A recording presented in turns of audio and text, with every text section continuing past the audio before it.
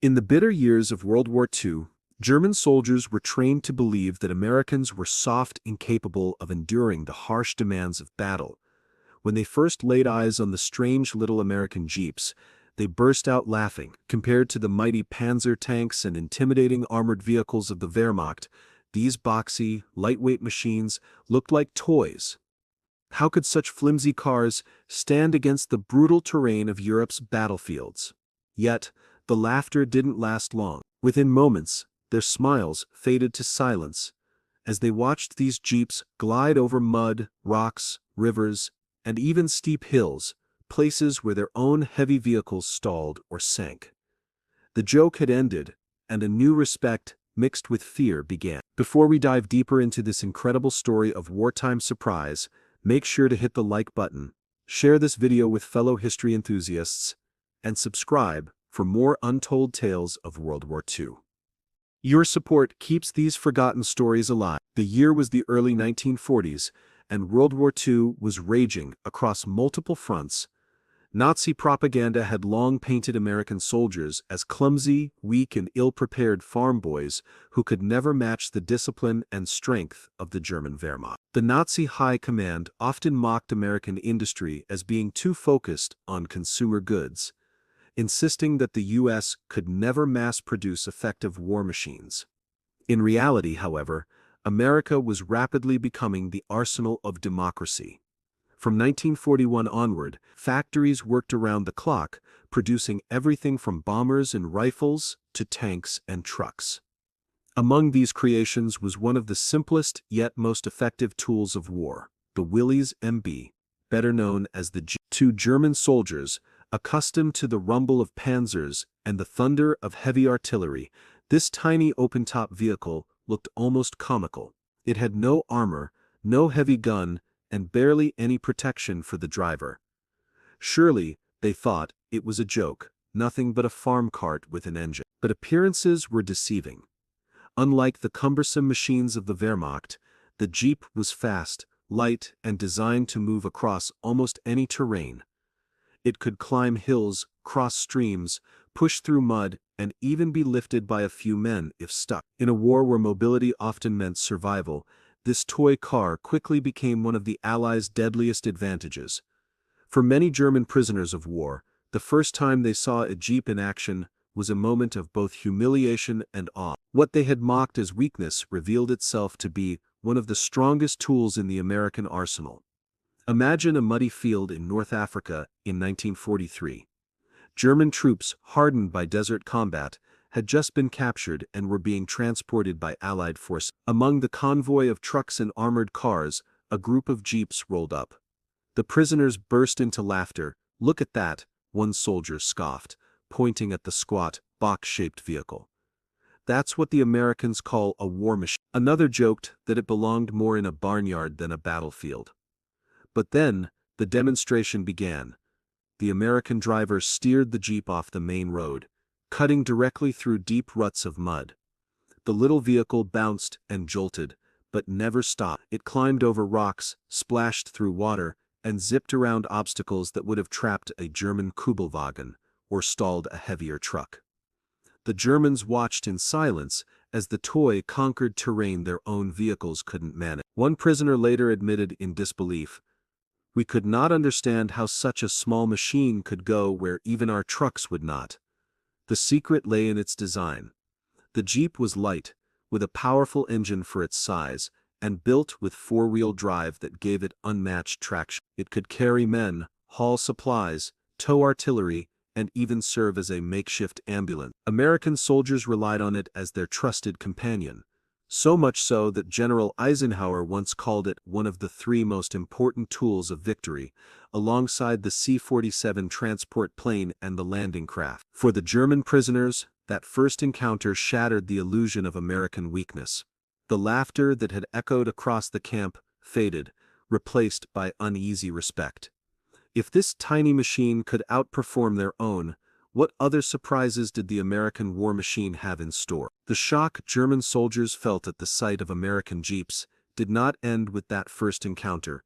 It grew day after day as they experienced American life up close. whether as prisoners of war in U.S. camps or soldiers observing the enemy's equipment on the battlefield. What they had been told by propaganda no longer matched what they were living and seeing with their own eyes.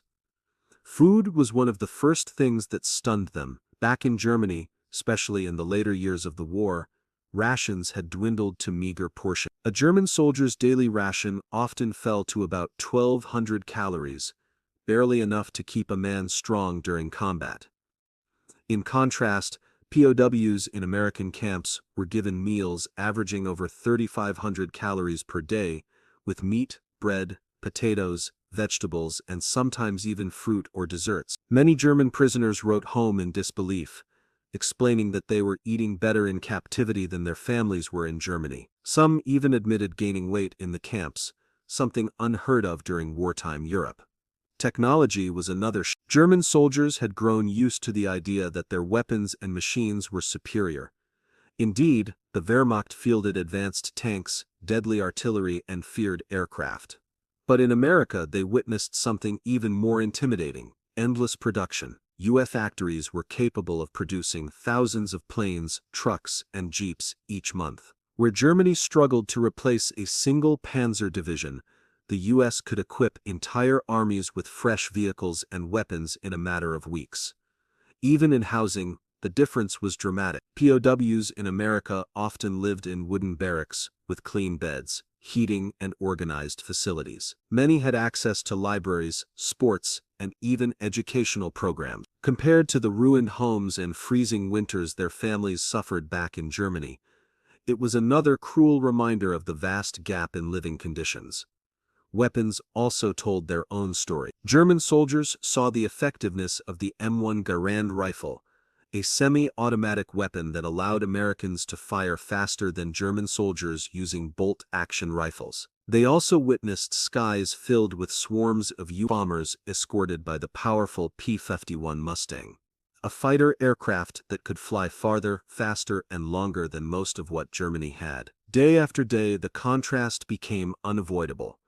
While Germans had been promised superiority, reality showed overwhelming American abundance and efficiency. At first, the German prisoners reacted with disbelief. Surely, this abundance was temporary or staged for their benefit. Propaganda had told them that America was weak and divided, that its people lived in chaos, but the more they saw, the harder it was to deny. They watched trains carrying endless supplies, trucks loaded with goods, and factories running without pause. Some admitted they had never imagined such wealth and organization was possible. Confusion followed. If America was truly so rich, so productive, and so inventive, then how had they been told the opposite for years? The German state-controlled press had boasted about eternal victory and unmatched strength, but here they were sitting inside camps where even the guards lived better than many German officers. Letters from prisoners often revealed this confusion.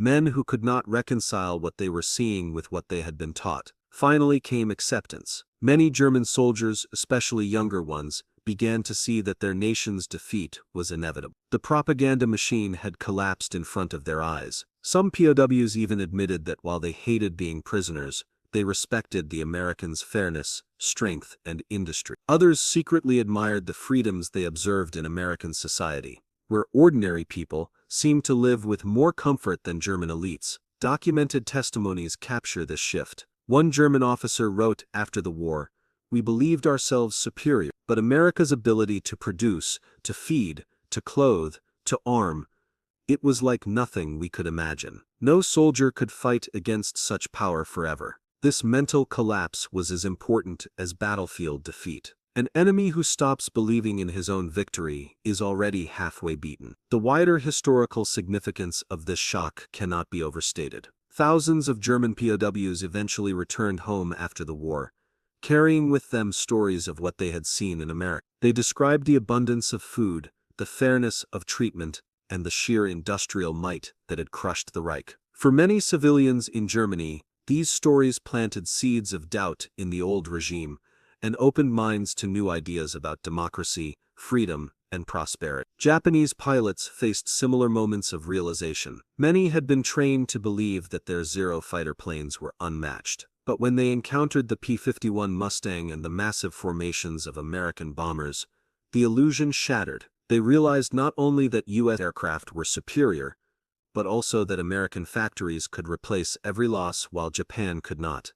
Even German officers admitted, sometimes reluctantly, that the war was unwinnable. Field Marshal Erwin Rommel once remarked that fighting against the Americans felt like fighting against an entire continent of machines. It was not just their soldiers, but their endless supplies, vehicles, and innovations that made victory impossible. In the end, the laughter over Jeeps turned into something much deeper, a symbol of America's unexpected strength. What looked like a simple toy became an icon of industrial genius, resilience, and adaptability. For the soldiers who mocked them, the Jeep, along with the food, the weapons, and the factories, became a reminder that they were fighting an enemy far stronger than propaganda had ever admitted. This shock, repeated across thousands of moments during the war, changed how men thought, fought, and eventually accepted defeat. It also shaped the post-war world, as returning POWs carried home not just memories of defeat, but lessons about abundance, innovation, and freedom that would echo for generations. By the end of the war, the shock for German soldiers had turned into a final, unforgettable revelation. It wasn't just the Jeeps bounding over impossible terrain,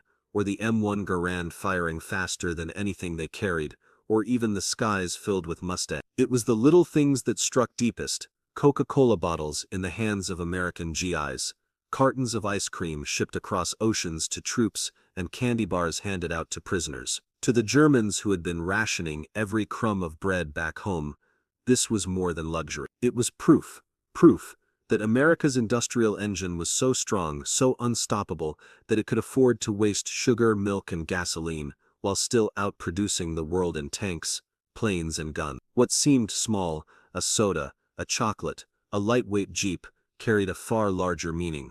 They were symbols of abundance, resilience, and freedom. They represented not just military superiority, but the strength of a society where even common soldiers lived with comforts the enemy elite could not imagine. For many who had laughed at America's softness, this was the final blow. They realized they were not simply fighting an army, they were fighting an entire way of life, powered by ideas and resources they could never match. Sometimes the greatest victories are not won on battlefields, but in hearts and minds. The Jeep, the Coke bottle, the ice cream ship, each became reminders that the Reich's promises of dominance were hollow. And when the war ended, those memories lingered, reshaping how men thought of America and of the future world.